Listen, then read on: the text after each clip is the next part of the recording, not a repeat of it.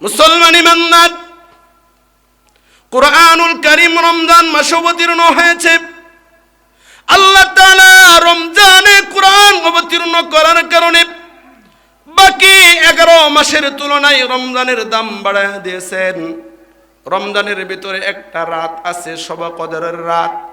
সারা বছরের ভিতরে সবচেয়ে গুরুত্বপূর্ণ এবং ফজিলতপূর্ণ রাত হলো শবে কদরের রাত। কারণ কি?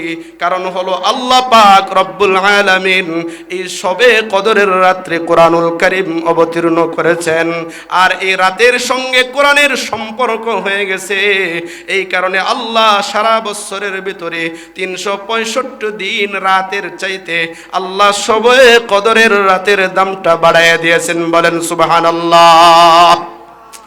মুসলমান ইমানদার, দুনিয়ার ভিতরে কত দেশ আছে, সকল দেশের চাইতে মর্যাদার দিক থেকে সৌদি আরবকে আমরা অন্য চোখে দেখে থাকি। কারণ কি? কারণ হলো এই সৌদি আরবের ভিতরে আল্লাহ পাক রব্বুল আলামিন মহাগ্রন্থ আল কোরআন অবতীর্ণ করেছেন। কোরআনের সঙ্গে দেশের সম্পর্ক হয়ে গেছে। তো আল্লাহ দুনিয়ার সমস্ত দেশের চাইতে সৌদি আরবকে দামি বানায় দিয়েছেন। বলেন সুবহানাল্লাহ। দুনিয়ার ভিতরে কত শহর আছে, কত দামি দামি উন্নত মানের শহর আছে, কিন্তু মর্যাদার দিক থেকে লক্ষ্য করে দেখেন দুইটা শহরকে আমরা মর্যাদার চোখে দেখে থাকি। শুধু আমরা নয়, কাফের মুশরিকরাও মর্যাদার চোখে দেখে থাকেন। সেই দুইটা শহরের নাম হলো মক্কা শহর এবং মদিনার শহর। কারণ কি? কারণ কি? কারণ হলো একটাই, আল্লাহ পাক রব্বুল আলামিন এই মক্কা এবং মদিনা শহরের ভিতরে কোরআন অবতীর্ণ করেছে। আর কোরআনের সঙ্গে মক্কা মদিনার একটা সম্পর্ক হয়ে গেছে। এই কারণে আল্লাহ পাক রব্বুল আলামিন কোরআনের বরকতে মক্কা মদিনার দামটা বাড়ায় দিয়েছেন। চিল্লাই বলেন সুবহানাল্লাহ। মুসলমান ইমানদার, কোরআনের সঙ্গে সম্পর্কের কারণে যদি সামান্য কাঠের দাম বাড়তে পারে, কোরআনের সাথে সম্পর্ক করার কারণে যদি কাপড়ের দামটা বাড়তে পারে, কোরআনের সাথে সম্পর্কের কারণে যদি দিনের রাতের দাম বাড়তে পারে, কোরআনের সাথে সম্পর্কের কারণে যদি মাসের দাম বাড়তে পারে, কোরআনের সাথে সম্পর্কের কারণে যদি শহরের দাম বাড়তে পারে, কোরআনের সাথে সম্পর্কের কারণে যদি দেশের দাম বাড়তে পারে, এই জিনিসগুলো কিন্তু আশরাফুল মাখলুকাত না। মানুষ হলো আশরাফুল মাখলুকাত। আর মানুষ আশরাফুল মাখলুকাত হয়ে যদি কোরআনুল কারীমের সঙ্গে সামান্য সম্পর্ক করতে পারে, আল্লাহ পাক রব্বুল আলামিন এই মানব জাতিকে দুনিয়া এবং আখিরাতে মর্যাদার চেয়ারের ভিতরে বসায় দিবেন। বলেন সুবহানাল্লাহ। কোরআনুল কারীম এটা আমাদের কাছে আমানত, আল্লাহ তাআলার পক্ষ থেকে কি আমানত। আল্লাহ বলেন ইন্না আরাদনাল আমানাতা আলাস সামাওয়াতি ওয়াল আরদি ওয়াল জিবাল فأبين أن يحملنها। আল্লাহ পাক রব্বুল আলামিন বলেন আমার এই আমানত, আমানত বলতে এখানে মুফাসসিরিনে কেরাম অনেক কথা বলেছেন। আমানত বলতে কোরআনুল কারীম। আল্লাহ বলেন আমি আমার এই আমানত কোরআনুল কারীমকে জমিনের কাছে আমি সেদেছি, জমিনকে দিতে চাইছিলাম, আসমানকে দিতে চাইছিলাম, পাহাড়কে দিতে চাইছিলাম, কিন্তু আসমান গ্রহণ করে নাই, জমিন গ্রহণ করে নাই, পাহাড় পর্বত গ্রহণ করে নাই। আল্লাহ বলেন আমার এই আমানত মানুষ জাতি গ্রহণ করেছে। বলেন সুবহানাল্লাহ। আল্লাহ পাক রব্বুল আলামিন বলেন ইন্নাল্লাহা ইয়া'মুরুকুম আন তুআদ্দুল আমানাতি ইলা আহলিহা।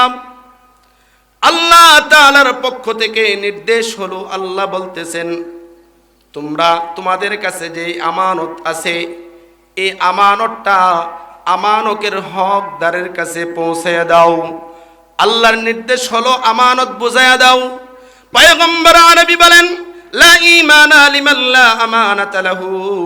পয়গম্বর বলেন যার ভিতরে আমানতদারিতা নাই তার ভিতরে ঈমান নাই। বলেন নাউযুবিল্লাহ। মুসলমান ইমানদার, আল্লাহ পাক রব্বুল আলামিনের পক্ষ থেকে কোরআনুল কারীম হলো আমাদের কাছে আমানত। আল্লাহ তাআলা কিন্তু এই আমানতের হিসাব কাল হাসরের ময়দানে নেবেন। কিতাবের ভিতরে লেখা হয়, হাসরের ময়দান যখন কায়েম হয়ে যাবে, আল্লাহ পাক রব্বুল আলামিন সর্বপ্রথম লৌহে মাহফুজকে ডাক দিয়ে বলবেন, হে লৌহে মাহফুজ, আমি আল্লাহ তোমার কাছে একটা আমানত রাখছিলাম।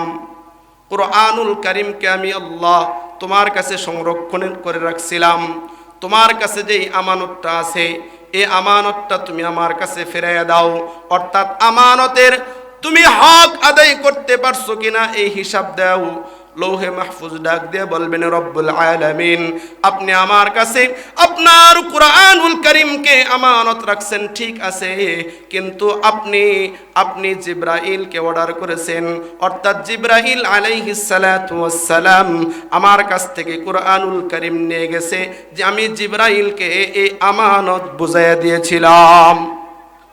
আল্লাহ পাক রব্বুল আলামিন জিবরাইলকে ডাক দিয়ে বলবেন, জিবরাইল, তুমি নাকি লৌহে মাহফুজ থেকে আমার আমানত কোরআনকে নিয়ে গেছো। জিবরাইল, আমার কাছে হিসাব দাও, তুমি কোরআন কোথায় নিয়ে গেছো, কি করছো, আমানতের হিসাব দাও। হযরতে জিবরাইল ডাক দিয়ে বলবেন, আল্লাহ পাক রব্বুল আলামিনকে ডাক দিয়ে বলবেন, ও আল্লাহ, আমি লৌহে মাহফুজ থেকে কোরআনকে নিয়ে গেছি, ঠিক আছে, কিন্তু আমি এটা নষ্ট করি নাই, আমানতের খেয়ানত করি নাই। আমি এই আমানত আপনার হাবিব মুহাম্মদুর রাসূলুল্লাহ সাল্লাল্লাহু আলাইহি ওয়াসাল্লামের কলবের মধ্যে আমি আমানতটা পৌঁছে দিয়েছি। বলেন সুবহানাল্লাহ। আল্লাহ বলেন, নাযালা বিহির রূহুল আমিন আলা কলবিকা লিতাকুনা মিনাল মুনজিরিন। হযরত জিবরাইল আলাইহিস সালাতু ওয়াস সালাম বলবেন, ওগো আল্লাহ, এই আমানতটা আমি আপনার বন্ধুর কলবের মধ্যে দান করেছিলাম, কলবের মধ্যে আমি রেখেছিলাম। তখন আল্লাহ পাক রব্বুল আলামিন বিশ্ব নবী রাহমাতুল লিল আলামিনকে ডাক দিয়ে বলবেন, ও আমার পয়গম্বর জিবরাইল আপনার কাছে আমার কোরআনকে আমানত রাখছিল, আপনি এই আমানত আমার কাছে বুঝাইয়া দিন, আপনি হিসাব দিন, এই আমানতের খেয়ানত করছেন নাকি আমানতের যথাযথ মূল্যায়ন করছেন। আল্লাহর পয়গম্বর বিশ্ব নবী রাহমাতুল লিল আলামিন ডাক দিয়ে বলবেন, ও আল্লাহ, জিবরাইলের কথা সত্য, জিবরাইল যে দাবি করছে দাবি সত্য আছে। জিবরাইল দীর্ঘ 23 বছরের ভিতরে 23 বছরে আল্লাহর আমার কাছে কোরআন অবতীর্ণ করেছিল, আমার কাছে আমানত রাখছিল, ঠিক আছে, কিন্তু আমি বিদায় হজের সময় 1.25 লক্ষ সাহাবায়ে কেরামকে সাক্ষী রেখে আমার উম্মতের কাছে এই আমানতটা আমি দুনিয়ায় রেখে আসছিলাম।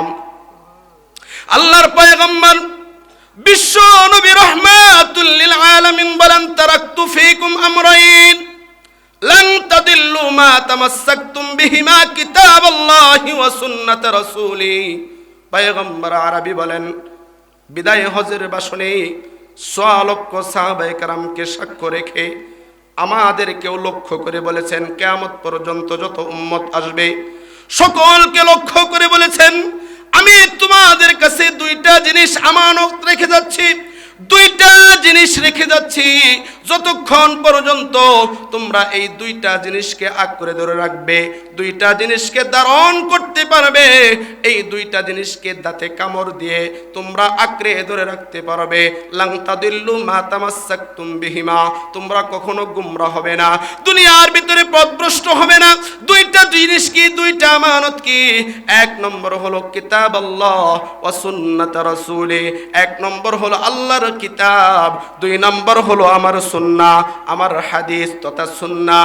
ও মুসলমান ইমানদার, তাহলে আল্লাহর পয়গম্বর বিদায় হজের সময়, বিদায় নেওয়ার সময় সাহাবায়ে কেরামদেরকে সাক্ষ্য রেখে উম্মতের জন্য অর্থাৎ আমাদের কাছে কোরআনুল কারীম আমানত রেখে গেছেন। মুসলমান ইমানদার, পয়গম্বর আরবি ডাক দিয়ে বলবেন, ওগো আল্লাহ, আমি দুনিয়া থেকে চলে আসার আগে আমার উম্মতের মাঝে এই আমানতটা রেখে আসছি, আল্লাহ পাক রব্বুল আলামিন তখন সমস্ত উম্মতি মুহাম্মদীকে লাইনে দাঁড় করায়া দিবেন, আমানতের কাঠগড়ায় দাঁড় করায়া দিবেন। যখন আল্লাহ পাক রব্বুল আলামিন উম্মতি মুহাম্মদের কাছ থেকে এই আমানতের হিসাবটা নিতে চাইবেন, তখন উম্মতের দরুদ নবী পয়গম্বর আরবি বিশ্ব নবী রহমাতুল লিল আলামিন আল্লাহর কাছে দরখাস্ত করবেন, ওগো আল্লাহ, আগেই আমার উম্মতের কাছ থেকে হিসাব নিয়েন না, কোরআনের আমানতের হিসাবটা আপনি আগেই নিয়েন না, একটু আমাকে সুযোগ দেন, সময় দেন। আল্লাহ পাক রব্বুল আলামিন পয়গম্বর আরবিকে ডাক দিয়ে বলবেন, ঠিক আছে, আপনাকে সময় দেওয়া হলো।